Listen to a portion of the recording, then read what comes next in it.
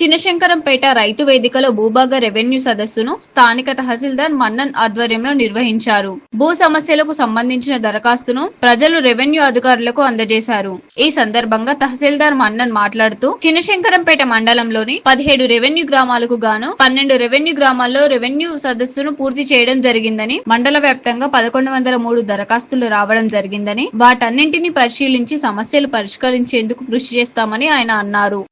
శంకరంపేట మండల head quarter గ్రామ ప్రజలు మరియు రైతులకు చేసుకున్న విన్నపమేమనగా తెలంగాణ రాష్ట్ర ప్రభుత్వము మరియు మెదక్ జిల్లా కలెక్టర్ గారి ఆదేశానుసారం భూభారతి చట్టం అమలుతో వచ్చింది కాబట్టి జూన్ 3వ తారీఖు నుండి జూన్ 20వ తారీఖు వరకు ప్రతి గ్రామంలో గ్రామ సభలు నిర్వహించి గ్రామంలో గల శంకరంపేట మండలంలో ఈరోజు సోమవారం రోజున మన వ్యవసాయ భూములకు సంబంధించిన సమస్యల పరిష్కారం కొరకు దరఖాస్తులు స్వీకరిస్తున్నాం. మీరు శంకరంపేట మండల గ్రామ రైతులు ప్రజలు మీ వ్యవసాయ భూములకు సంబంధించిన సమస్యలకు దరఖాస్తులు రైతు వేదిక దగ్గరికి వచ్చి రెవెన్యూ శాఖ ఎంఆర్ఓ ఆఫీస్ సిబ్బంది ఇక్కడ మేము కౌంటర్లుగా కూర్చున్నాము.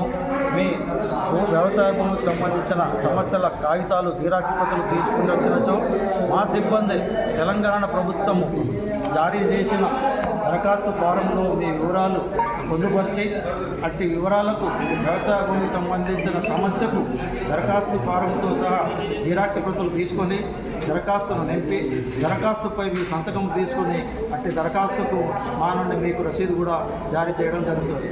కాబట్టి శంకరంపేట మండల హెడ్ క్వార్టర్ గ్రామ ప్రజలు మరియు రైతులు ఈ గ్రామ సభలను సద్వినియోగం చేసుకుని మీ వ్యవసాయ భూములకు సంబంధించిన సమస్యలను ఇక్కడ పరిష్కరించుకోవడానికి ముందు దరఖాస్తు ఇవ్వవలసిగా కోరుతున్నాం.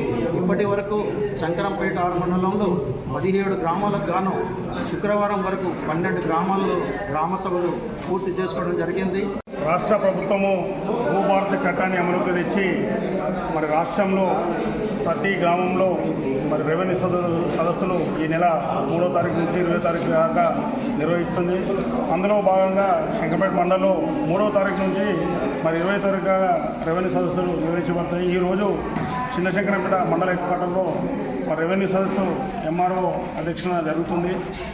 గతంలో చాలా ఇబ్బందులు అది ధరణిలో వచ్చిన ఇబ్బందులు చాలామంది భూములు కూడా మంది మీద పడి ఆ మంది మీద పడ్డ భూములకు ఎంఆర్ఓ గారు, ఆర్డీఓ గారు, కలెక్టర్ గారు, జేసీ గారు మరి దానికి ఏదైనా ఆప్షన్ ఇచ్చి చేస్తామనుకుంటే ఆ అవకాశం లేకుండే ఏదన్నా సీసీఏలకే పోయే అవకాశం ఉంది. మరి దానివల్ల పేద ప్రజలు చాలా ఇబ్బందులు పడ్డారు.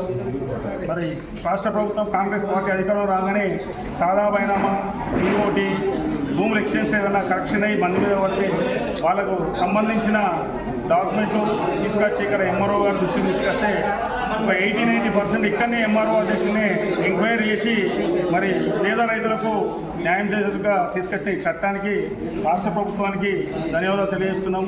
ఎందుకంటే చాలామంది భూములు కూడా ధరణి వచ్చినాక మంది పేరు మీద పోయి దాన్ని సరి చేసుకునేందుకు అవకాశం దొరకలేదు ఎక్కడ.